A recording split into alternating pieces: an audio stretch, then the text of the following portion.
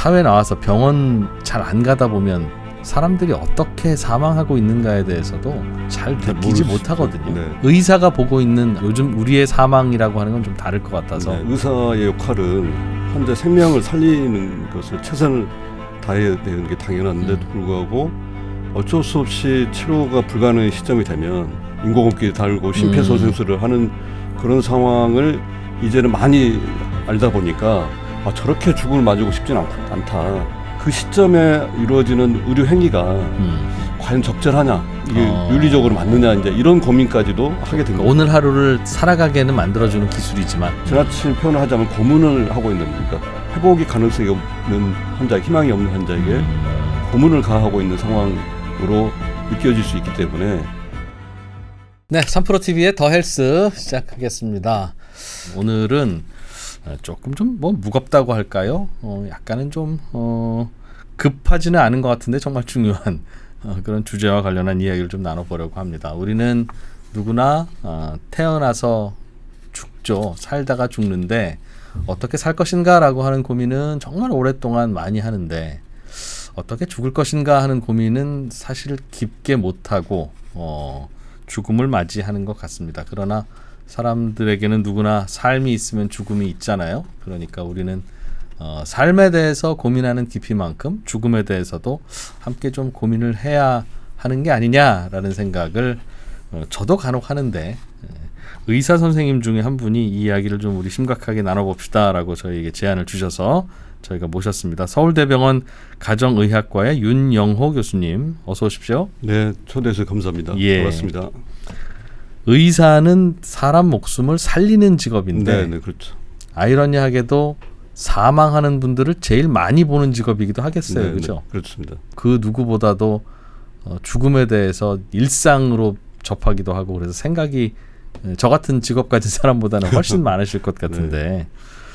사실 사회 나와서 병원 잘 안 가다 보면 사람들이 어떻게 사망하고 있는가에 대해서도 잘 느끼지 못하거든요. 네. 그러니까 일반인이 느끼는 그래 사람들이 이렇게 죽지라고 하는 거하고 의사가 보고 있는 요즘 사람들은 요즘 우리의 사망이라고 하는 건 이래요라는 건 좀 다를 것 같아서 네.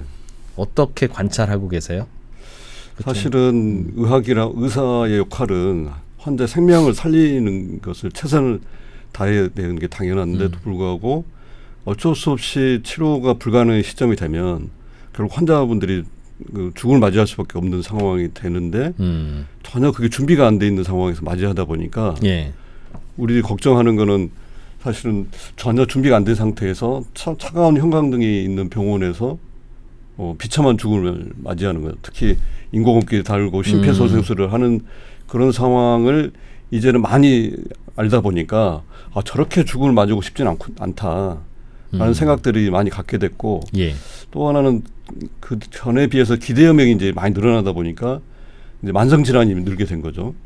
근데 중증 진단을 받고도 상당한 기간을 치료를 받으면서 의학의 덕분에 그렇죠. 이제 생명 연장이 가능해지게 됐기 때문에 그 시점에 이루어지는 의료 행위가 과연 적절하냐, 이게 윤리적으로 맞느냐, 이제 이런 고민까지도 하게 된 거죠. 오늘 하루를 살아가게는 만들어주는 기술이지만 그렇습니다. 네. 다시 낫게 해서 다시 새로운 삶을 살 수 있게 하는 게 아니라 그냥 유지하는 거라면, 그러니까 죽음의 기간을 연장하는 것밖에 안 되는, 죽어가는 여정을 연장하는 거라면, 그러니까 그런 특히 이제 염령의료라고 하는데요. 중환자실이라든지 심폐소생술, 인공호흡기라고 하는 그 장치는 이제 의학 발전을 통해서 개발이 되었지만 회복이 가능한 환자들에게 굉장히 적절히 필요한 절실한 그렇죠. 치료인데 불구하고 이제 죽음이 임박한 환자에서도 사용하면 그런 치료를 계속 하고 있는 것이 이제 과연 적절하냐에 대한 이제 의문이 발생하기 시작했던 거죠. 아주 합리적인 의문인데 어쩌다가 우리는 계속 현대 의학을 삶을 연장하는 데도 꼭 쓰자가 됐을까요? 원래 그 목적은 그 임시적으로 회복이 어려운 상태에 수술을 받거나 유증한 상태에 빠졌을 때 회복할 수 있도록 하는 그 기간 동안 유지시키기 위한 의료 행위인데 그 행위가 죽음이 임박한 환자에게도 계속 쓰게 되는 이제 관행을 하고 있었던 거죠. 관행이라서 그래요? 아니면 그렇게 해야 뭐 병원이 유지가 되는 측면이 있어요? 아니면 네가 몰라서 그렇지 2% 의사가 되면 네. 모레 돌아가실 분이라도 네. 하루 더 살리고 싶은 게 의사 마음이야. 라서 그럴까요? 왜 아주 구체적으로는 왜 그럴까요? 좋은 건 아닌 것 같은데. 그 두 가지 측면이 있는데요. 그러니까 그 치료가 불가능한 시점에서 임종 임박한 상황이라 해도 예. 그 과연 그 치료를 중단하는 것이 윤리적인가에 대한 우리 윤리에 대한 문제 갈등이 있는 거고. 하루 더 살게 하는 게. 그렇죠. 예. 그렇지만 이제 가족들이 그런 상태에서는 죽을 맞이하기보다는 집으로 모시고 가서 호상이라고 하죠. 우리가 집에서 가족들 지켜보는 가운데 임종을 하는 그걸 희망하기 때문에 그걸 존중해서 이제 퇴원을 시켜줄 수 있는데 자가 퇴원이죠. 그렇죠. 근데 이제 그 보라매 병원 사건이 1997년에 발생했는데 그 무슨 사건이에요? 그때 이제 뇌 손상이 있어서 치료를 받고 난 뒤에 중환자실 입원해 있던 환자에게 가족들이 더 이상 치료를 원하지 않는다. 그래서 집으로 이제 모시고 했고, 싶다. 네. 근데 그걸 이제 의사에 반하여 자기 퇴원을 이제 했는데 환자의 의사에 반하여? 의사의 반하여. 의사의 공고에 반하여 예. 퇴원을 했는데 집에서 임종을 하셨을 때 그 가족이 이제 고발을 해서 또 다른 가족이 그렇죠. 그래서 그 가족은 그러니까 부인은 살인죄, 의사는 살인 방조죄로 대법원 판결이 이루어지면서 그때부터는 더 이상 이제 그 집에서 임종하고 싶다 퇴원을 원해도 가족 전체가 원해도 그럼 의사로서 할 수 있는 최선은 다하는 게 대법원이 만들어낸 룰이네요. 그렇게 이제 되다 보니 오히려 이제 집에서 임종하기는 어려워지고 결국 병원에서 임종하게 된 상황으로 이제 된 거죠. 그랬구나.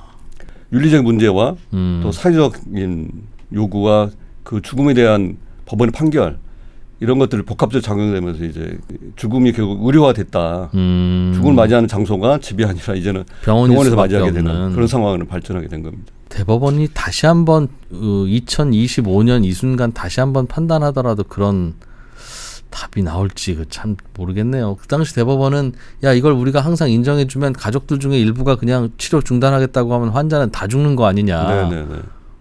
그래서는 안 되지 우리 사회가 라는 생각으로 했을 텐데 이 과정이 고통스럽다 보니 우리 농담 중에 어떤 환자가 치과에 가서 진료를 받았는데 선생님이 이래 해가지고 한 2분 만에 고쳐주시더래요. 네. 그런 다음에 치료비가 얼마입니까? 그랬더니 200만 원이라고 해서 아니 2분 동안 한 건데 뭐 그렇게 200만 원이나 받습니까? 라고 하니까 원하시면 2시간 동안 해드릴 수도 있어요.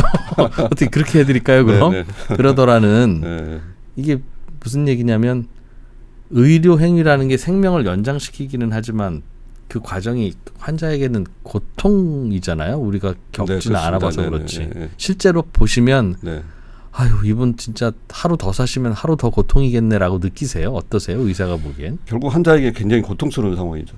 그렇지만 그게 잠깐이고 회복이 가능한 상태 경우라면 그런 거라면 해볼 보람이 있는데 그렇지만 그게 아니고 죽음의 과정에서 그게 겪게 되는 그 신체적 고통을 더 연장하고 어떻게 보면 그것이 어차피 한번 겪어야 할 고통인데 지나친 표현을 하자면 고문을 하고 있는 그러니까 회복이 가능성이 없는 환자, 희망이 없는 환자에게 그 고문을 가하고 있는 상황으로 느껴질 수 있기 때문에 그게 의사로서도 윤리적이지 않다. 그렇기 때문에 치료를 중단해야 된다라고 결단을 해도 그걸 가족이 못 받아들일 때 그럴 때 이제 비참한 상황이 벌어지는 거죠. 지금은 그럼 가족들이라고 해도 전원이 다 오지는 않을 텐데 가족들 중에 한두 명이 그만하겠습니다. 라고 하면 그만둘 수는 있나요?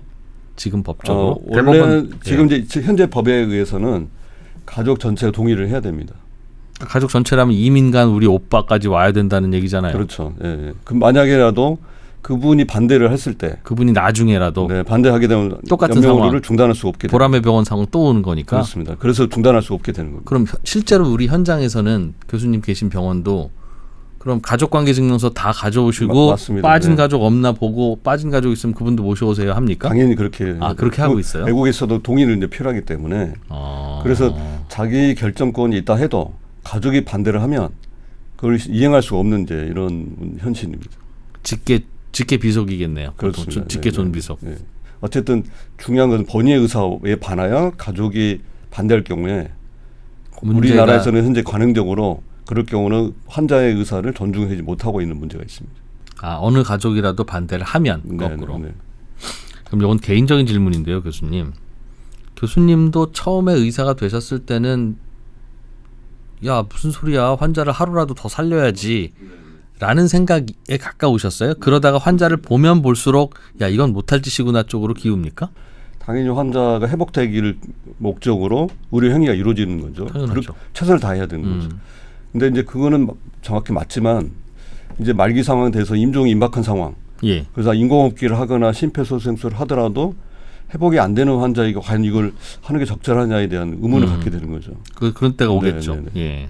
근데 그럴 때 이제 이거는 적절한 상황이 아니기 때문에 중단하는 게 좋겠다. 또는 이런 의료 행위는 하지 않는 것이 환자에게 도움이 된다. 되겠다. 그렇게 이제 미리 설명을 하는 거죠. 그런 제도를 만든 게 지난 2016년에 통과돼서 만들어진 염려의료 결정법이 바로 미리 본인이 의사를 밝힐 수 있도록 하는 제도라고 할 수 있습니다. 아주 심한 환자 아닌 상태에서 미리 의견을 나 더 이상 하지 마라고 해놨으면 네네. 가족 일부가 반대하더라도 환자의 의사를 따르는 걸로. 그게 자기 결정권을 존중해주는 그런 제도를 만들었습니다. 그럼 그 의사 표시는 어딘가에 해서 기록을 해놔야 되겠네요. 누구나 제3자도 접근해서 볼 수 있게. 그거로 만든 게 자기 그 사전 염려 의료 의향서라고 하는 것을 만들어서 예. 그걸 환자가 작성을 미리 해둬야 됩니다. 그러면 그건 어디에 올려놓습니까? 그거는 이제 국립연명의료관리기관에 등록을 해서 조회할 수 있게 이제. 그러면 이 환자 어떡하지 싶을 때는 의사가 일단 그거 먼저 한번 조회해봐요. 본인에게 이제 확인을 하고 거기에 있으면 이제 그걸 의사를 따라서 하는 거죠. 만약에 그게 없는 상태라면 이제 의료진 설명을 해서 본인이 의사결정을 할 수 있도록 지금이라도 하시고. 그렇습니다. 그러면 그렇게 되면 이제 의사가 작성한 연명의료 계획서라는 게 있습니다. 그거를 서식을 작성을 해야 됩니다. 그 당시에. 근데 일단 실려 왔는데 이미 이제 의식 없는 의식 상태. 없으시면 라고 하면 확인을 해야 됩니다. 의사가 확인을 해본다는 네네. 의료진이. 네네. 혹시라도 그걸 결정하셨나. 네네. 그런 상태군요. 점점 더 의사 경력이 쌓일수록 빨리 중단하는 의료도 필요하겠다는 생각이 강해지세요? 이제 그거는 결국은 의학적인 현재 상태와 또 환자가 가지고 있는 이 삶과 죽음에 대한 가치관 그리고 주어진 환경 이런 여러 가지 복합적으로 그 파악을 하고 그 환자와 또는 가족을 참여해서 의사결정하는 그래서 공유된 그 의사결정을 하는 게 굉장히 중요합니다. 당연히 그래야 될 텐데 궁금한 건 보통은 일반 환자나 저 같은 일반인들은 네. 앞으로 이 치료를 받으면 어떤 상태가 되실지를 모르지 않습니까? 그러니 선생님 어떻게 해서라도 좀 더 살려봐 주세요. 네. 그 말이 이제 결국은 조금이라도 수명을 좀 연장해 주세요. 네. 뭐 그 말씀 위로 당연히 드릴 텐데 의사는 어떤 일이 벌어질지 대충 알잖아요. 네. 그러니 당연히 가족들의 보는 상황과 의사가 보는 상황은 다른데 의사 선생님들은 대체로는 아유 그냥 여기서 멈추시지라는 생각들을 많이 갖고 계세요? 그런 쪽이 가깝습니까? 보통 일반인보다는? 어떤 치료라고 한 의료 행위가 시점에 따라서 효과가 달라질 수 있기 때문에 예. 그 기간을 결정하는 시점에 따라 달라질 수 있습니다. 그러니까 치료 적이 진단된 경우는 치료를 통해 생명을 연장할 수 있고 그거야 그렇죠. 또 진행한 상태에서 항암 치료라든지 이런 걸 통해서 그 생명을 또 연장할 수 있는 의료 기술이 발달되어 있기 때문에 예. 근데 그런 치료에도 불구하고 더 이상 그 의학적 치료가 효과가 없어서 생명을 연장할 수 없는 상태이고 그다음에 수개월의 그 수명이 기대 염이 남아 있을 거로 예상되는 상황에서 오히려 의료 행위가 환자에 고통을 주고 어차피 희망은 없는데 다시 그 리바운드 질병이 점점 진행돼서 없는데. 환자가 죽음에 임박한 상황이 됐을 때는 이런 인공호흡기나 심폐소생술을 하지 않는 게 오히려 환자에게 존엄한 죽음을 맞이할 수 있게 한다. 그거 생각하신다는. 그렇죠. 이제 그렇죠? 그래서 그 시점이 중요하고 그 치료에 대해서 또 삶과 죽음에 대해서 환자가 어떤 가치관을 가지고 있느냐를 신중하게 고려해서 결정을 해야 됩니다. 혹시 그건 의사 선생님들이 여러 명이면 네. 그래 요쯤이면 더 이상 우리가 할 수 있는 건 없지 라고 하는 그 시점이 네. 의사들은 거의 일치하나요? 네, 그래요? 그렇습니다. 네. 환자나 환자 가족마다 의견이 다를 수 뿐이지. 있어도 그래서 이런 결정할 때는 의사 한 명이 아니고 그 분야의 전문의 두 사람이 합의를 통해서 결정할 수 있게 해주는 신중함을 기하고 있습니다. 그래도 결국 같은 병원 의사이긴 하겠네요. 네. 거기서 갈등이 생기는 경우라면 그건 부적절한 상황인 거죠. 네. 근데 대체로는 네. 거기서 의사들끼리 잠깐 토론합시다 할 일은 그렇습니다. 안 벌어진다는 네, 거죠. 그렇습니다. 혹시 그러다가 치료하다가 기적이 발생하는 케이스는 단 한 건도 없습니까? 그래서 그 사실 이런 연명을 중단하는 그 결정에 대해서 반대하는 입장에서 그 일반 국민들이나 환자분들이 가지고 있는 염려는 저 같은 생각이죠. 그렇죠. 그렇습니다. 의사가 잘못 판단할 수 있는데 그렇기도 하고 기적이라는 게 뭐 좀 회복 가능성이 있지 않겠냐. 뭐 같은 얘기일 수도 있습니다만 그거는 이제는 이런 전문 지식들이 많은 환자의 그런 자료나 케이스에서. 경험이나 이런 것들이 돼 있기 때문에 그리고 불가역적 상태라고 하는 거는 명확하게 결정할 수 있는 상황이 옵니다. 그래서 그때는 이제 임종이 임박한 상황이라는 게 명확하기 때문에 그에 대해서 의사들의 논란은 없는데 문제는 이제 임종이 임박한 상황이 아니라 더 이상 치료가 어려워서 수계를 임종할 것이라고 하는 그 이전의 말기 상태에 대한 판단은 조금 다를 수 있습니다. 그건 의견이 다를 수 있고 환자 예우가 예측하기 쉽지 않은 부분이 있기 때문에 예. 말기란 판단과 임종이란 판단은 명확히 좀 구분해서 해야 할 필요가 있습니다. 더 이상 현대의학을 할 수 있는 게 없습니다와 이제는 포기하십시다는 약간 좀 다른 거라는 거죠. 그렇죠. 네. 그러니까 심폐소생술을 할 거냐 말 거냐에 대한 그 판단이 임종이 임박했기 때문에 네. 그 상황이 되면 되게 그 수일 내 수시간 내에 돌아가시니까 맞이한다는 거고 말기라고 하는 거는 그래도 기대 여명이 평균적으로 3개월에서 6개월 정도 남아 있는 그런 상황에서는 네, 그렇습니다. 심폐소생술을 하는 게 맞는 것 같다는. 근데 그 문제가 이제 사람마다 가치관이 다르다는 그런 거죠. 거예요? 네, 나는 그런 상황에서도 나는 심폐소생술을 하고 싶지 않다. 나에게 수개월 남았더라도 나에게는 의미가 없다. 그러니까 희망이 없다면 빨리 그냥 중단시켜 달라. 그래서 이제 그런 경우에 요구하는 게 소극적 안락사나 또는 의사 조력 사망이라든지 이런 안락사 이런 문제 논란이 되는 거가 그 시점이라고 할 수 있습니다. 그 시점에 그렇습니다. 그렇게 그보다 더 먼저 하는 거는 자살이니까 그러면 안 되는 거고. 그래서 그 자살이 이제 말기 상태고 그 질병이 점차 진행돼서 고통스러운 상황인데도 불구하고 나는 수개월 남아 있는 기대면 난 원하지 않는다. 그런 희망을 가지고 그걸 이제 도와주는 게 조력 사망인데, 그렇죠. 그게 우리나라 불가능하니까 스위스로 가서 이제 하겠다는 분들이 생겼고 뭐 많다고 하더군요. 벌써 한 10여 명 정도가 스위스에서 조력 사망을 받았고 현재 300명 정도가 현재 등록돼 있는 상태입니다. 기다리는 번호표 뽑고 기다리는. 그래서 본인이 이제 그런 상황이 되면 갈 수 있게 미리 회원 가입해 있는 상태. 그것도 기다려야 되니까 잘못하면. 그렇죠. 예. 그런 경우도 경제적으로도 여유가 있어야 되고 당연히 그렇게. 또 신체적으로도 이동이 가능할 수 있는 정도 열만 그게 가능한 겁니다. 그러니까 네. 비슷한 환자 중에 소수만 그게 가능하겠네요. 그렇습니다. 더 이상 희망은 없으나 지금 스위스를 갈 수 있는 힘은 있는. 네. 야, 그 시기도 매우 짧을 거고. 네. 그렇지만 그런 경제 여건이 안 되는 분들이라든지 또 신체적으로 이동이 어려운 환자분들은 그것마저도 불가능한 상태이죠. 개인적으로는 그거 어떻게 생각하세요? 그러니까 그건 뭐 가치관의 문제니까 교수님은 비슷한 네. 상황이 되면 네. 스위스 가실 겁니까? 아니면 한국에서 그냥 뭐 몇 달 정도 더 치료를 받을 겁니까? 개인적으로는 어떠세요? 질문이 좀 그렇습니다.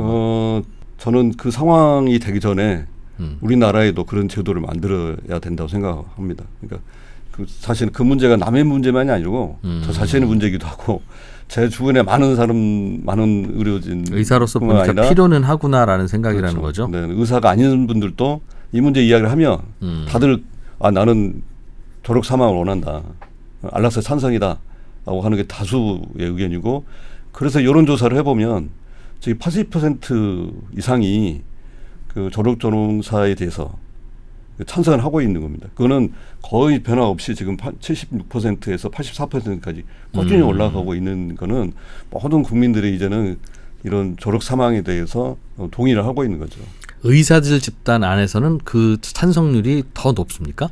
이제 의사들 조사를 하는 경우는 두 가지가 있습니다. 나의 문제와 의사로서의 윤리적 문제가 있기 때문에 그렇죠. 의사로서의 윤리적 문제는 반대쪽에 더 가깝다면 자신이 또 그 상황일 때는 어떻게 할 거냐에 대한 거는 다른 문제입니다. 나는 그냥 안락사를 나라도 선택할 텐데 네네. 그래도 내가 맡은 환자는 그렇게 할 수는 없다. 그러니까 의사들의 생각이에요. 왜냐하면 윤리적 문제와 법적인 갈등이 있을 수 있기 때문에 그렇죠. 네. 법이야 허용한다고 가정을 하고, 아니, 지금은 법이 네네. 허용하는 걸 허용 안 하는 걸 할 수는 없으니까요. 우리나라도 스위스처럼 된다고 가정하더라도 의사들은 선택할 수 있으니까. 네네 맞습니다. 그렇게 되면 의사들은 가능하면 내 환자는 더 살리고 싶다. 네. 나는 그냥 빨리 포기하고. 그러니까 그 살린다는 의미보다는 그 조력 사망에 그 대해서 의사로서 그 환자가 원할 경우에 조력 사망에 대한 의료 행위를 해줄 것이냐. 이 문제는 의사의 또 가치관의 문제가 있기 때문에 그걸 할 수 있는 의사는 아마 일부의 의사에 불과할 겁니다. 반대하는 분도 걱정하는 이유가 있을 텐데요. 네네. 상상하기에는 1번 이거는 인간이 결정하면 안 되는 거야. 신의 영역이야. 네, 네. 근데 그런 생각이라면 그 생각이 요즘 맞다고 달라지지는 않을 거 아니겠습니까? 네. 그거는 계속 반대로 계실 것 같고, 우리가 판단하는 의학적 지식이라는 게 불확실할 수도 있어. 그래서 함부로 이걸 결정하면 안 돼 라고 생각했다가 요즘으로 올수록 야, 이거는 과학이네, 뭐 이건 더 의심할 바는 없네 라는 쪽으로 바뀌었을 수도 있는데, 후자는 변화가 있을 수 있을 것 같아요. 후자의 어떤 의학 기술의 뭔가 발전 때문에 그런 판단을 맞습니다. 바꾸신 그렇습니다. 겁니까? 그렇습니다.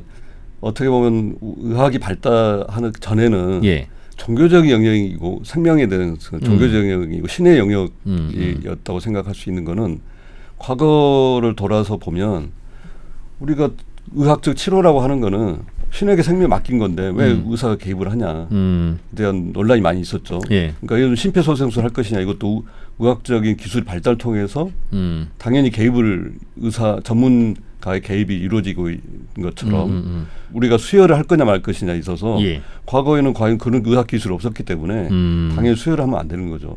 또 항생제라고 하는 것도 옛날에는 기도를 하고 치료를 기다렸지만 요즘은 항생제를 써서 감염 치료를 이제 하고 있는 거죠. 예. 근데 그런 것들이 결국 의료 행위라고 이루어지는 것들은 과학적 발전을 통해서 결국 최선을 다한 치료를 예. 하게 되면서 신의 영역이 아니고 이거는 이제 그 선의 원칙에 따라서 의학 윤리에서 선행의 원칙에 따라서 최선의 치료를 다하는 것이 예. 오히려 타당하다.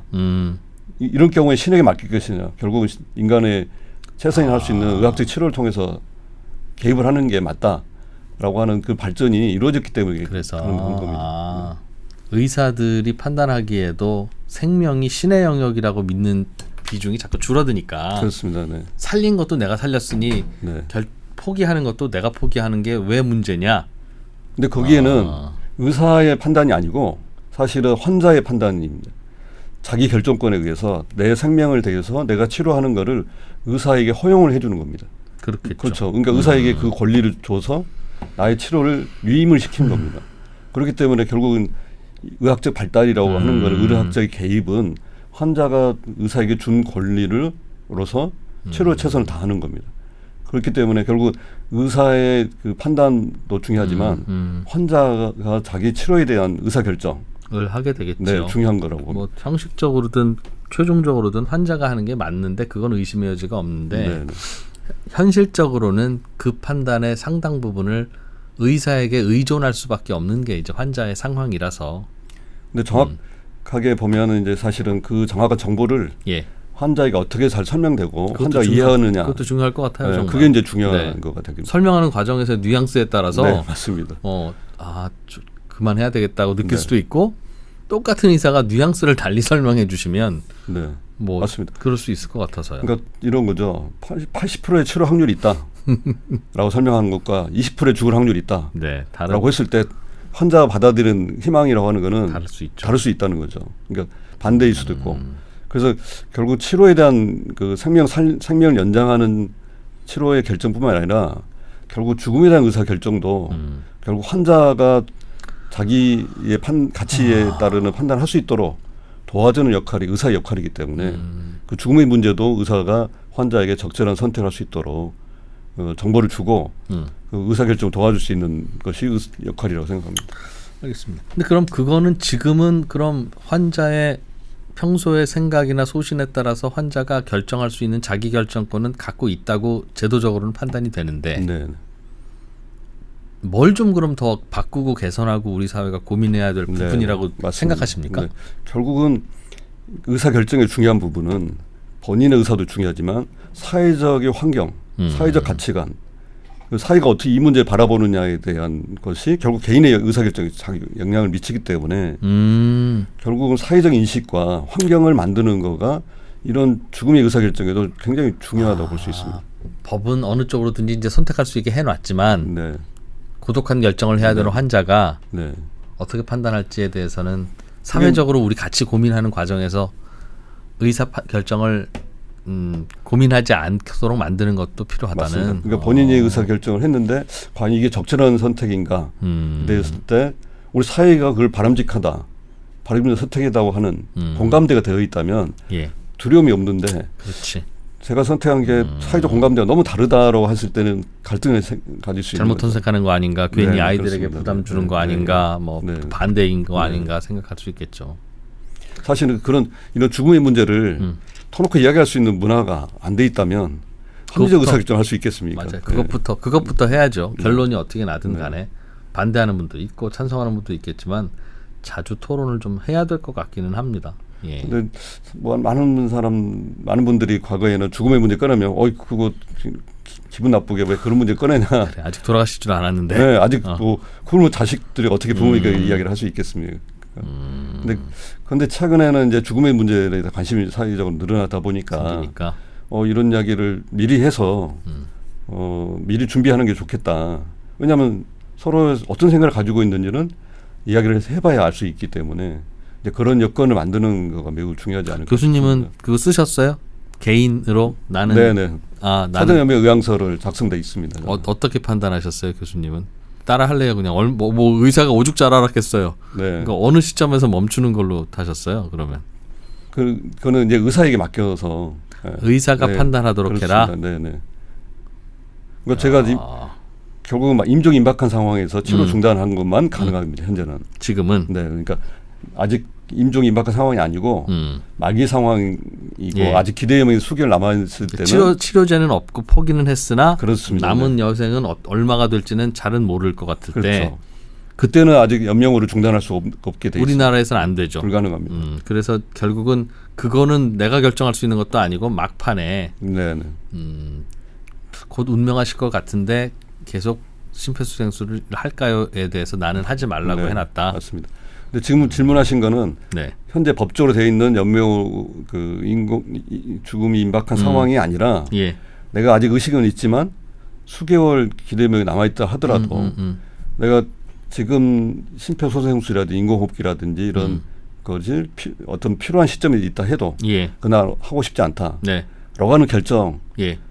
할 수 있는 거죠. 네. 그러니까 스위스에서는 한다는. 그렇습니다. 거기서는 그런 치료를 중단하는 것이 아니고 오히려 사망에 이를 수 있는 편안하게 사망할 치료를 수 있는 사망에 이를 수 있는 의료 행위를 해준다는 거죠. 본인이 결정하고 본인이 할 수 있도록 해주는.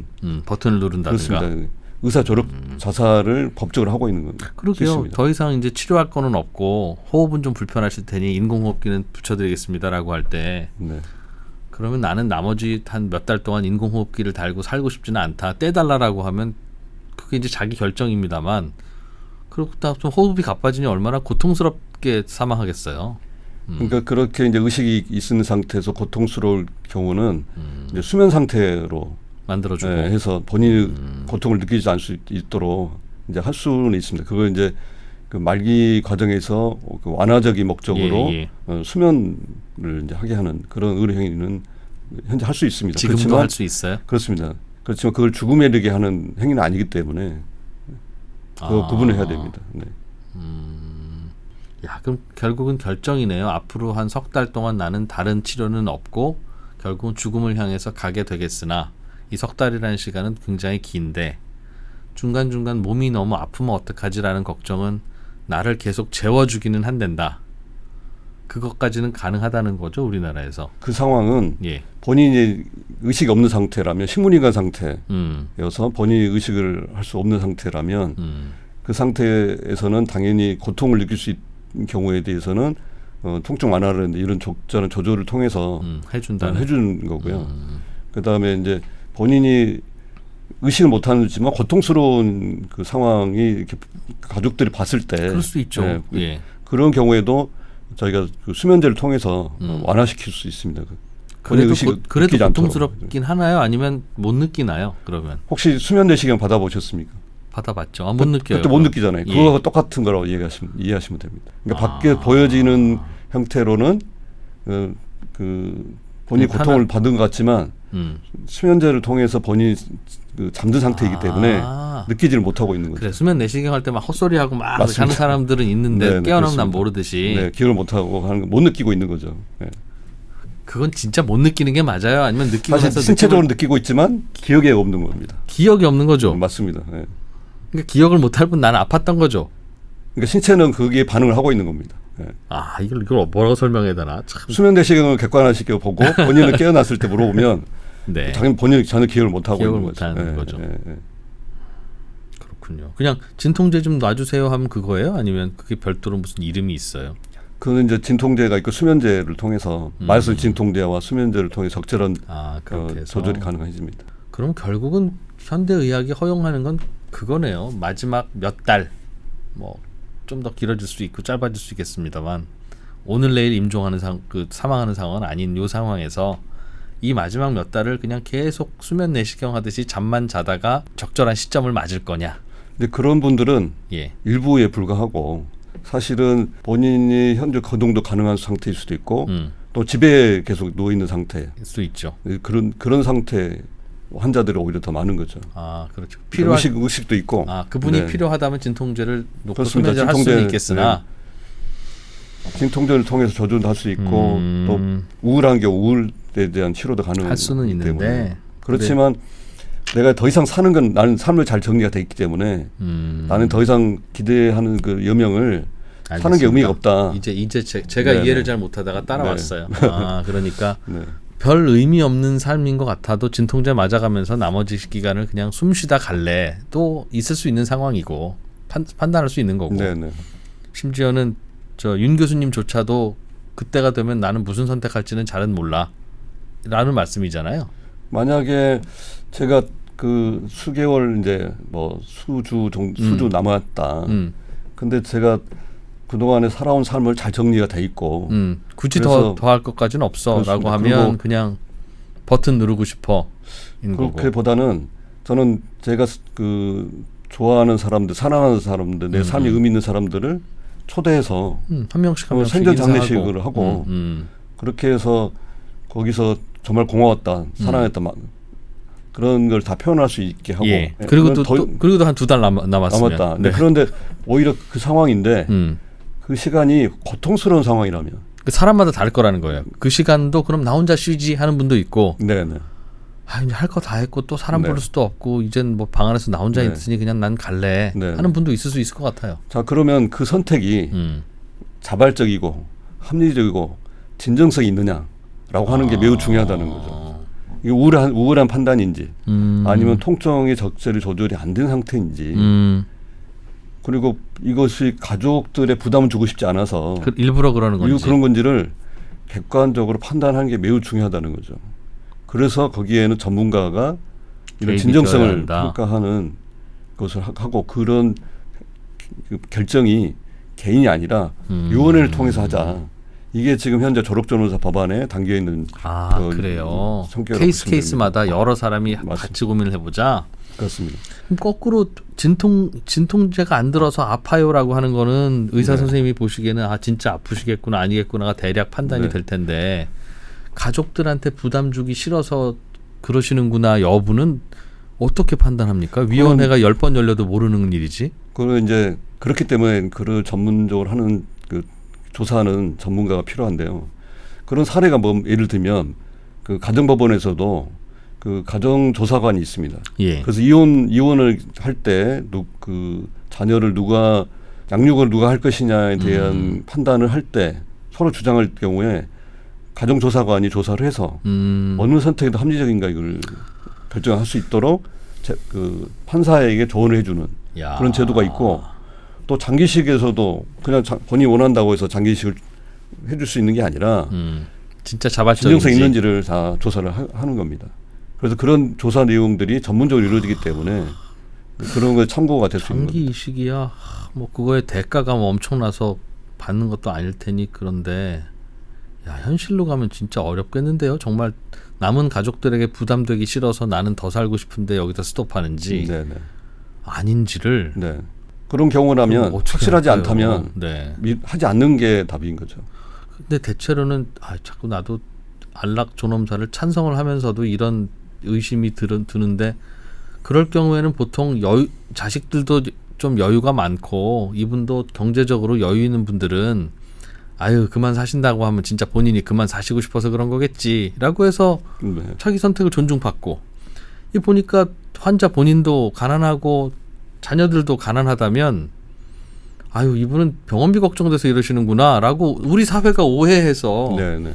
안 됩니다 돌아가시지 마세요 하는 이상한 상황이 벌어질 수도 있잖아요. 그렇습니다. 돈 네. 없으면 네네. 존엄사도 못하는 오히려 그래서 사실은 이거 어떡하죠? 우리 사회가 아직 이런 간병에 대한 사회적 안전장치가 잘 안 돼 있어서 개인이 부담하죠. 그렇죠. 그러다 보니까 경제적 어려운 상황에 있는 분들은 알 수 그런- 없죠. 그러니까 그런 경제적 지원을 국가적인 시스템을 통해서 만들어서 경제적 문제를 해결해 줄 수 있는 그러니까 그런 장치가 필요하고 그 다음에 또 그런 상황이 있다 해도 본인의 진정한 의사가 있는지를 확인하기 위해서 자발적이고 합리적이고 진정성 있는 판단인지를 전문가가 그런 조사를 통해서 확인을 해줄 필요가 있습니다. 저는 자꾸 그거는 전문가가 와도 못할 조사입니다라고 생각이 드는데 네. 교수님은 전문가가 하면 될 수 있을 것 같으세요? 결국은 그 판단이라고 하는 거는 사회적 판단이라서 그렇죠. 과학이 아니라 그러니까 그거는 객관적인 판단을 한다고 하지만 예 결국 사람이 하는 맞아요. 판단이기 때문에 그분이 무슨 편파적일 리는 없으나 네, 네. 우리 사회가 오해할 수는 있겠다. 저희가 인간이 하는 결정이 그렇긴 완벽한 결정이라고 하는 에서 벗어나야 되지 않을까 싶습니다.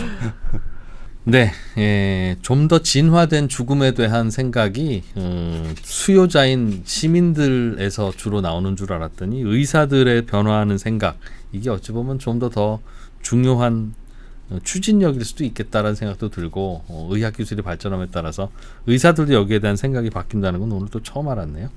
의사들 내부에서 변화하는 생각과 또 고객인 환자에 대한 이 조력 죽음에 대한 사회적으로 어떤 또 제도 보완과 니즈가 있는지도 함께 좀 알아봤습니다. 1부는 여기서 마무리하고 일단 요 얘기를 2부로 이어가서 좀 더 자세하게 구체적으로 어떤 제도가 필요하고 또 어떤 사례들이 좀 다른 나라에는 있는지 그 얘기로 또 좀 이어가 보려고 합니다. 1부는 여기서 마무리하고 또 2부에서 뵙죠. 고맙습니다. 네.